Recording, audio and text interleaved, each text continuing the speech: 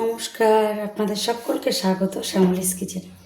আবারও আমি চলে আসলাম আপনাদের সামনে আজকে নতুন একটা রান্না নিয়ে। আজকে আমি একদম নিরামিষ একটা রান্না করব।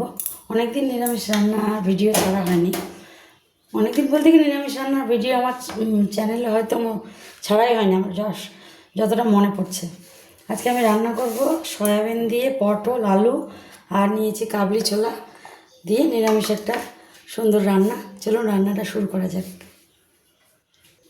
রান্নাটাতে আমি মশলা বলতে আদা জিরের গুঁড়ো বা কাঁচা জিরে বেটে নেবো, আর টমেটো, কাঁচা লঙ্কা আর ঘি, গরম মশলা দিয়ে রান্নাটা করব।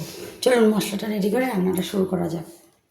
কড়াই বসিয়ে দিয়ে দিচ্ছি তেল। এক এক করে আমি সয়াবিন, আলু, পটল সবগুলোকে ভেজে নেব। তেল গরম হয়ে গেছে, সয়াবিনগুলোকে দিচ্ছি। এটাকে একটু আমি ভেজে আবার তুলে নেব। সয়াবিনটা আমার ভাজা হয়ে গেছে, এটাকে আমি এবার তুলে নিচ্ছি। এবারে আমি আলুগুলোকে ভেজে নিই।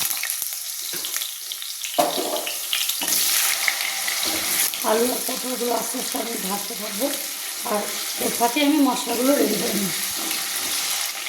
এই সময় আলুটার উপরে হালকা একটু লবণ ছড়িয়ে দিলাম, নেড়ে চেড়ে আবার ঢাকিয়ে দেবো। এতে সুন্দর ভাজাও হবে, সেদ্ধটাও সুসিদ্ধ হবে। একটু ঢাকিয়ে দিই, ভাজা হতে থাক। আলুটা আমার মোটামুটি ভাজা হয়ে এসছে, আর একটু ভাজবো। তারপরে এটাকে তুলে নিয়ে আমি পটলটাকে এইভাবে ঠিক ভেজে নেব। আমার ঠান্ডাতে গলাটা ঠান্ডা লেগে গেছে, তো ভয়েসটা দিতে অসুবিধা হচ্ছে। আপনাদের হয়তো বুঝতে একটু কষ্ট হবে, তার জন্য অনেক দুঃখিত। আলুগুলো ভাজা হয়ে গেছে, আমি এটাকে তুলে নিচ্ছি আস্তে আস্তে।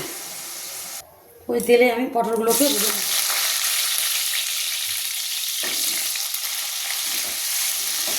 পটলটাকে বেশ ধীরে আছে আমি সুন্দর করে ভেজে নেব। এর ফাঁকে আমি আদা জিরে একটু বেটে নিয়েছি, যে আর বেটে নেব সাদা এলাচ আর দারচিনি।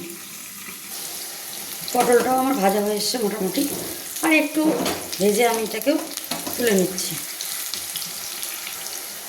পটলগুলোকে আমি এবার তুলে নিচ্ছি আস্তে আস্তে। এবারে ওই তেলে আর একটু তেল আমি যোগ করে দিচ্ছি। ব্যাস, দিচ্ছি দুটো শুকনো লঙ্কা, দিয়েছি গোটা জিরে, দিচ্ছি একটা তেজপাতা, দিয়ে দিচ্ছি কেটে রাখা টমেটো।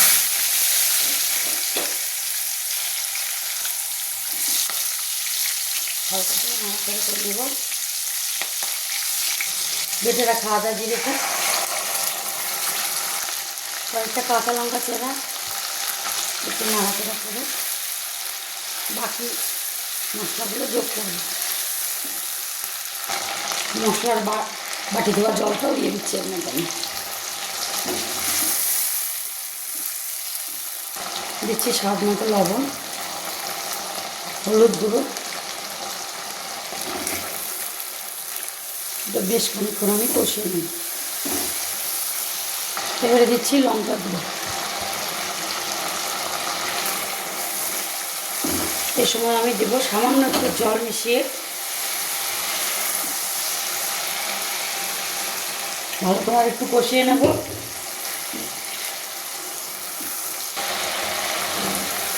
মশলাটা আমার মোটামুটি কষানো হয়ে এসছে, আর একটু কষিয়ে নিলেই যথেষ্ট। এবারে দিয়ে দিচ্ছি কাবলি ছোলাগুলো। এই কাবলি ছোলাটাকে কিন্তু আমি ভিজিয়ে রেখেছিলাম রাতে, পরদিন ভালো করে ধুয়ে নিয়ে প্রেশার কুকারে একটা সিটি দিয়ে সঙ্গে সঙ্গে বন্ধ করে আবার খুলে নিয়েছি। কাবলি ছোলাটাকে একটু কষিয়ে নেবো তার সঙ্গে। এবারে এই যে ভেজে রাখা, দেখুন কত সুন্দর ভাজা হয়ে গেছে, সিদ্ধ হয়ে গেছে একবারে। ভেজে রাখা আলু, পটল সব আস্তে আস্তে মিক্স করবে এর সঙ্গে।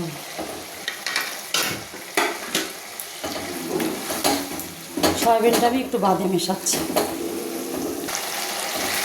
বেশ খানিকক্ষণ নাড়াচাড়া করে নিয়েছি আমি এটাকে। এবারে দিয়ে দিচ্ছি সয়াবিনগুলো, ভেজে রাখা সয়াবিনগুলো। এর সঙ্গে চাইলে আমরা পনিরও অ্যাড করতে পারি, খুব ভালো লাগে খেতে। রান্নাটা ঘি গরম মশলা দেওয়া হয় তো খুব সুন্দর সেন্ট হয়, খেতেও খুব ভালো লাগে। আর একটু আমি জল দিয়ে আর একটু নাড়াচাড়া করে নেব।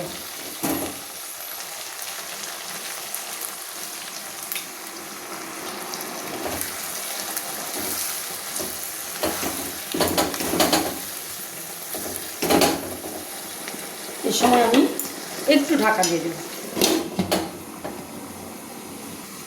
ঢাকাটা খুলে দেখি রান্নাটা কত দূরে গেল।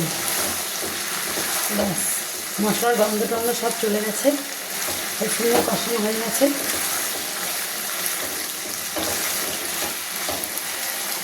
এবারে আমি প্রয়োজন মতো জলটা অ্যাড করে দেব। ব্যাস যথেষ্ট। এই রান্নাটাকে একদম শুকনো শুকনো করেও আপনারা রুটি পরোটার সঙ্গে খেতে পারেন, আবার একটু এরকম রস রস রেখে মানে ঝোল ঝোল হালকা রেখে ভাতের সঙ্গে খুব সুন্দর লাগে খেতে। এবারে বেটে রাখা গরম মশলাটা যোগ করব, একটু নাড়াচাড়া করে নেব। এবারে আমি একটু এর সঙ্গে ঘি যোগ করব। এবারে দিয়ে দিচ্ছি আমি পরিমাণ মতো ঘি। নিরামিষ রান্না তো একটু ঘি গরম মশলা দিয়ে করলে বেশ ভালো হয় খেতে। রান্নাটা আমার হয়ে গেছে মোটামুটি কমপ্লিট। আমি এবার এটাকে নামিয়ে নিচ্ছি। রেডি আমার আলু সয়াবিন কাবলি ছোলা পটল দিয়ে গরম গরম ঘি গরম মশলা দিয়ে নিরামিষ রেসিপি। আশা করি ভিডিওটা আপনাদের ভালো লেগেছে, আপনারাও ট্রাই করে দেখতে পারেন, খুব ভালো লাগে খেতে, একবার করে দেখবেন। আর ভিডিওটা যদি ভালো লাগে অবশ্যই একটা লাইক শেয়ার কমেন্ট আর সাবস্ক্রাইব করবেন। তাহলে আজকের মতো টাটা, দেখা হচ্ছে পরের কোনো ভিডিওতে। ততক্ষণের জন্য টাটা, ভালো থাকবেন।